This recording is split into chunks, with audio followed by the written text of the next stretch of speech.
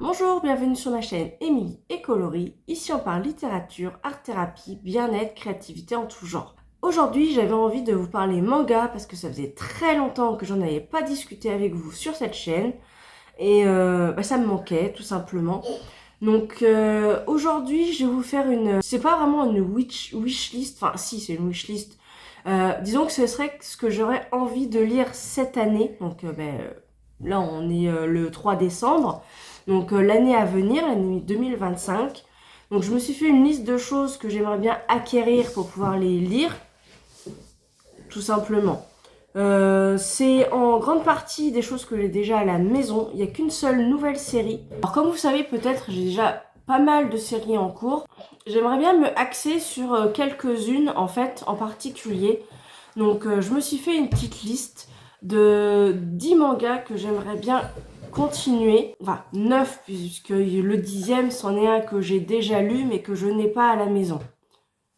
Donc commençons tout de suite. Je les ai pris devant moi. Donc le premier tome de chaque pour pouvoir vous illustrer un peu plus mes propos. Alors on va commencer tout de suite avec quelque chose de très peu connu. Dogs, Bullets and Carnage. Je suis désolée pour mon anglais, il est toujours aussi pourri. Je parle toujours du nez, donc c'est une catastrophe. Je suis désolée. Donc cette série, moi je l'aime beaucoup.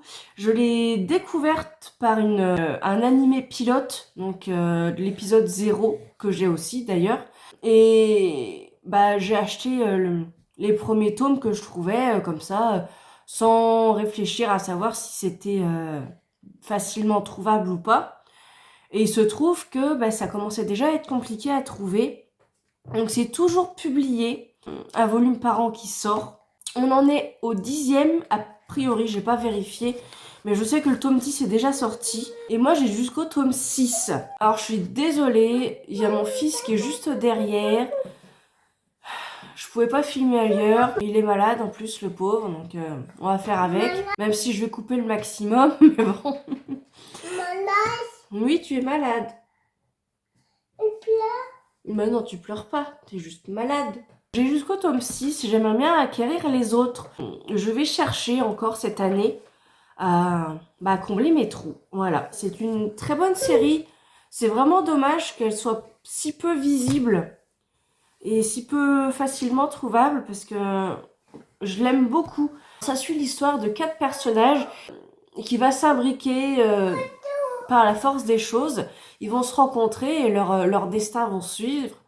Et c'est super bien écrit, c'est assez violent quand même. De toute façon, vu son nom, faut pas s'attendre à ce que ça soit des bisounours. Moi, je l'aime beaucoup cette série, histoire de gens à qui on a fait des expérimentations. Il y a un background super important et il y a des méchants assez cool. Donc, moi j'aimerais bien pouvoir continuer cette série. Donc, au mois de février va sortir le tome 14 des carnets de l'apothicaire. J'adore cette série, j'en suis tombée en amour. Je l'aime énormément, j'ai vraiment envie de continuer, d'avoir la suite. Il est publié aussi donc un autre manga pour des carnets de l'apothicaire. Moi je ne l'ai pas commencé parce que j'ai découvert la série par ce manga. J'accroche moins bien au dessin de l'autre. À la base c'est une histoire light novel, je crois que c'est comme ça qu'on dit, qui est publié chez Lumens, si ça vous intéresse de le lire, donc c'est un roman. Hunter x Hunter, moi j'ai jusqu'au tome 36, donc j'ai un petit peu de retard, et l'auteur s'est remis à écrire, ça va avancer, l'histoire va continuer, j'ai vraiment hâte de lire la suite. Je pense que je vais le relire depuis le début, parce que ça fait longtemps que j'ai pas lu que je l'ai pas lu. Donc je pense que cette année je vais le continuer et recommencer depuis le début. Alors, ensuite, l'atelier des sorciers. C'est une très belle découverte. Les dessins sont magnifiques, très poétiques, c'est tout doux malgré qu'il se passe des sacrés trucs. Pour l'instant, moi j'ai jusqu'au tome 4, donc ça reste vraiment super doux, super mignon. C'est assez rafraîchissant d'avoir ce genre de série qui parle de sujets assez violents mais tout en restant soft. J'aimerais vraiment avoir la suite pour voir si les dessins continuent à rester gentillets. Parce que j'ai du mal à trouver une série que je pourrais lire avec mon fils. Bon, pour l'instant, il a 2 ans, mais donc il y a bien Chi, l'histoire d'un chat, qui est vraiment... il y a très peu de texte, c'est super lisible. Mais j'aimerais bien plus tard trouver quelques séries qui pourraient lire avec moi, ou même tout seul, où il n'y ait pas trop de scènes un peu violentes. Pour l'instant, cette histoire remplit toutes les cases. En plus, c'est une très bonne histoire. L'histoire est super bien construite, les décors sont magnifiques, ça je vous l'ai déjà dit. Donc je ne peux que vous le recommander. À toi aussi, tu veux montrer ton livre? Alors attends, on va le mettre dans le bon sens. Voilà, comme ça. Voilà, donc ça c'est le livre d'Eliott en ce moment. Donc la vache, le veau, le taureau et le bœuf. Voilà. La série suivante, c'est Rave. Hiro Mashima, tout le monde connaît. Rave, c'est un véritable coup de cœur pour moi. J'adore cette série. J'en suis presque arrivée à la fin. Il me manque le tome 25 et le tome 28. Et je l'ai enfin terminé. Je vais y arriver. Franchement, cette année, 2025, je vais y arriver. Post Club, c'est une vieille série qui est enfin passée en perfect édition. Bon, moi, j'ai jamais réussi à voir la fin parce que, forcément, comme d'habitude, je m'y suis pris trop tard. Donc, je les ai découverts en animé quand j'étais encore adolescente. Donc, ça remonte peut-être à 13 ans, 15 ans, quelque chose comme ça. Attends, même plus que ça, parce que je viens d'avoir 33 ans. Bref, je ne veux plus compter. C'est une série rafraîchissante qui est introuvable ou alors des prix complètement hallucinants en version française. Et ils ont sorti, enfin, ils ont refait une nouvelle édition, mais là c'est en perfect édition avec des volumes doubles. Plutôt belle d'ailleurs. Moi j'ai jusqu'au tome 12. Je crois que j'ai jusqu'au tome 12. Et de toute façon, je sais que j'aurai pas la suite. J'ai pas envie de débourser des sommes astronomiques. Donc la Perfect Edition, ce sera très bien. Surtout que j'ai jamais eu la suite parce que l'animé, on n'a pas la fin de l'histoire. Donc j'aimerais vraiment connaître la suite de cette histoire. Ensuite, Yona, la princesse de l'aube. Ça, c'est une pépite, les gars. Franchement, les filles, les gars, tout le monde, peu importe. Bon, c'est un peu violent, il y a un peu de sang quand même. Il y a un peu de scène violente. Par contre, l'histoire, c'est un récit initiatique. Il est génial. C'est vraiment c'est un must-have. Je pense que tout le monde doit le lire au moins une fois. Vous arrêtez pas au premier tome. Parce que c'est l'histoire d'une princesse qui a été choyée, qui est mise à l'écart de tout. Donc forcément, elle est arrogante, elle est capricieuse. Puis c'est une fille de 15 ans, enfin 15-16 ans, forcément à cet âge-là, tout le monde est comme ça, hein, après tout. Donc c'est très réaliste. Il lui arrive quelque chose d'assez tragique. Et tous ses repères s'écroulent et elle est obligée de se reconstruire et de devenir forte en fait. Et au fur et à mesure de ses pérégrinations, elle va apprendre des tas de choses, rencontrer des nouveaux amis qui vont s'allier avec elle. Et c'est vraiment un chouette récit initiatique, il est génial. Bon, il y a un peu de romance, mais je veux dire, c'est pas lourdingue, c'est pas comme on peut voir dans énormément de shoujo. Ça, c'est vraiment super cool pour ça. C'est revigorant d'avoir ce genre de héroïne. Des histoires vraiment bien construites, géniales. Elle me fait énormément rire. Il y a des passages tristes, forcément. Mais elle me fait vraiment super marrer. Franchement, c'est un régal. Donc, moi, j'ai jusqu'au tome 32. Et maintenant, la série fera 50 tomes, je pense, dans les 50. Elle est sur la fin, là, je pense qu'on arrive au dernier arc. Là, il y a le tome 45 qui est sorti récemment, en dernier.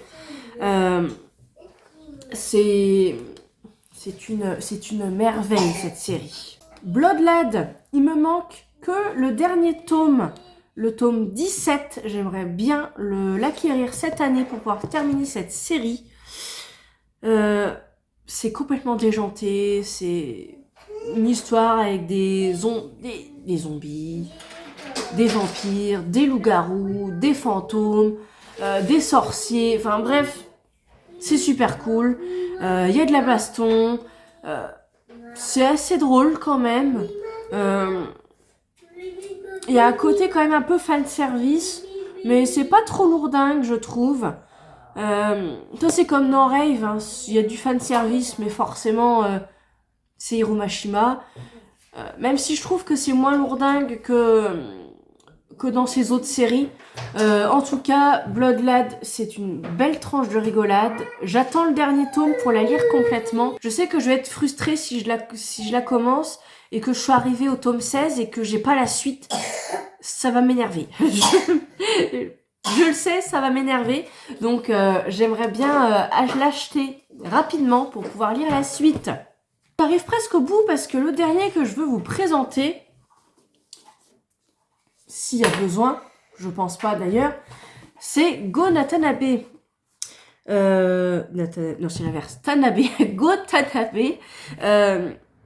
Il a repris les chefs-d'œuvre de Lovecraft, qui sont déjà génialissimes.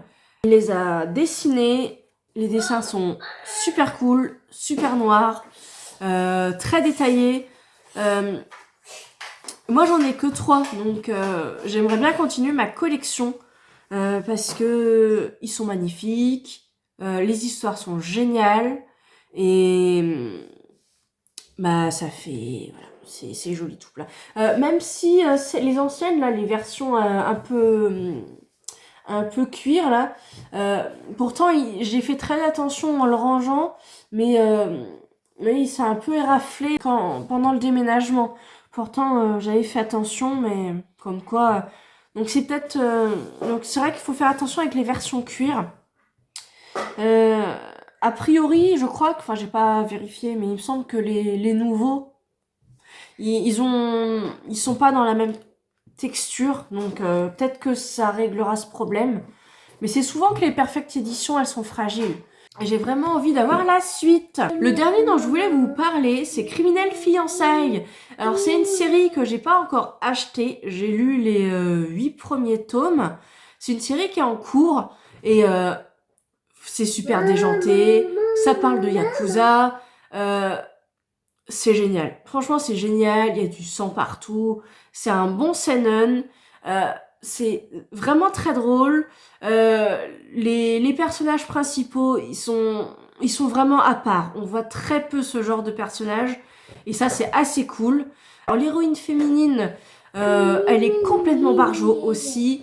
Elle change des clichés qu'on peut avoir habituellement dans ce genre de série. C'est clairement pas un shoujo, hein, c'est vraiment un seinen. Et c'est génial. Très drôle, même s'il y a des passages vraiment très tristes, forcément. Faut s'attendre à de la violence, à des personnages complètement cinglés. Et j'ai vraiment accroché et j'ai envie de l'avoir chez moi. Voilà, c'était tout pour aujourd'hui. Donc c'est une petite wishlist de choses que j'aimerais bien acquérir cette année. J'espère que ça vous aura plu. Alors je suis en train de préparer la version ce que je voudrais tester là pendant cette année en matériel, que ça soit crayon de couleur, aquarelle, n'importe quoi. Il n'y a pas grand chose, enfin, il y en a un peu quand même, mais j'ai beaucoup de mal à me décider. Donc je suis en train de mettre ça en marche. Vous aurez cette vidéo quand j'aurai enfin mis mes idées au clair. En tout cas, ça m'a fait plaisir de partager ça avec vous, parler manga avec vous, ça faisait très longtemps. Ça me fait très très plaisir. N'hésitez pas à me dire ce que vous avez pensé de cette vidéo, si vous l'avez appréciée, voilà. À vous abonner si c'est pas encore fait. Et dites-moi, vous, ce que vous voulez absolument acheter pour l'année 2025. Quel manga vous ne voulez surtout pas rater. Ça m'intéresse. C'était tout pour aujourd'hui. À la prochaine pour une prochaine vidéo. Bye!